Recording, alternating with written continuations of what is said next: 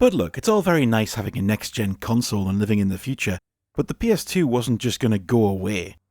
The golden tail for this console might just be the most golden of any machine ever.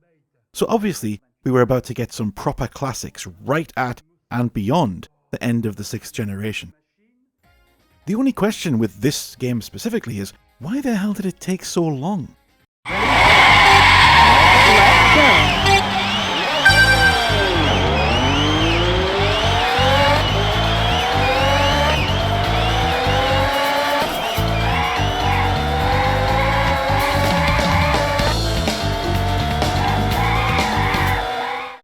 Seriously, an OutRun sequel seems like such a no-brainer, but we covered the first one in the, checks notes, the very first video I made on this channel.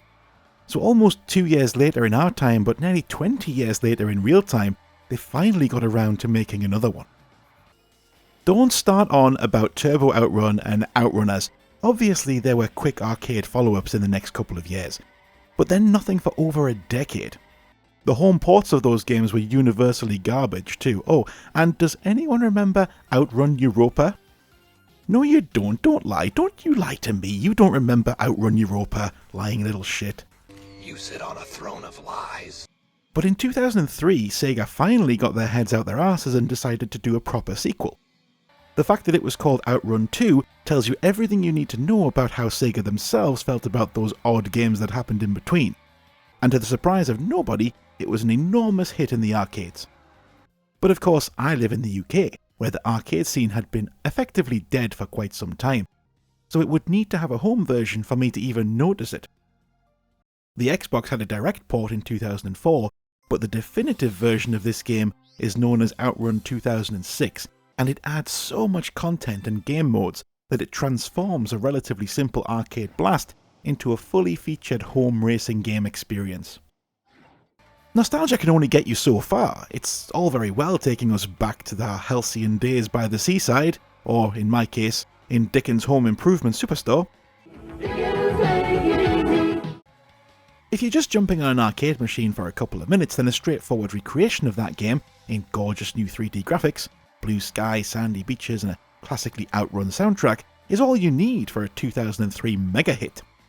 But the home consoles have a bunch of really involved and feature-rich racing games, and in that space, such a simple offering would struggle to compete. So 2006 has the full arcade version of OutRun 2, obviously, but almost as a bit of side content. There's an entirely new OutRun board of stages to drive, although their difference from the arcade game are questionable, to be fair.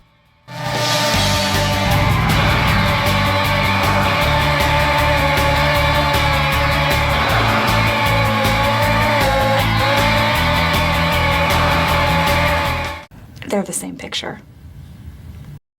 There are a load of different cars to unlock from all different eras, all Ferraris of course, which is the reason you can't buy this game anymore. Copyright law being, you know, just the best. Copyright expired. But the main event here is the coast-to-coast mode, which mixes traditional OutRun with specific missions to accomplish. Every so often in a stage you'll get an instruction to follow for a few seconds. Some are easy, like don't hit any traffic or keep passing cars, but they can get very tricky in the later stages. Things like cutting the lines between cars, staying within specific coloured lanes on the road, or, you know, avoiding being abducted by aliens, I guess. They're actually kinda tough. Depending on how well you do in these tasks, you get a letter grade, and the point is to get good grades in each stage of the OutRun board in order to unlock the next character, who has their own set of tasks.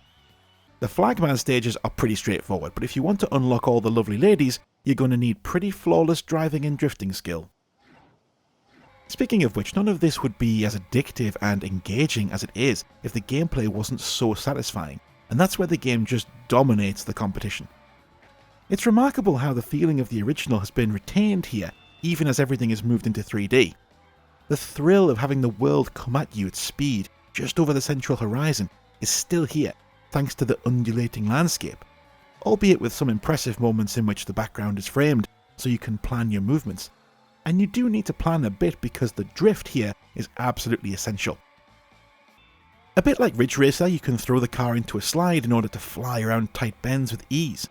and in some of the later stages you'll spend almost more time drifting than driving forward, delicately balancing these slides to last just long enough to get around the turn, then straightening up at just the right time to accelerate out in the right direction, passing cars as you go. I'm not sure there's a more satisfying feeling in gaming overall. And speaking of satisfying, the re-recorded versions of the original OutRun music tracks are absolutely out of this world. Have a listen to this.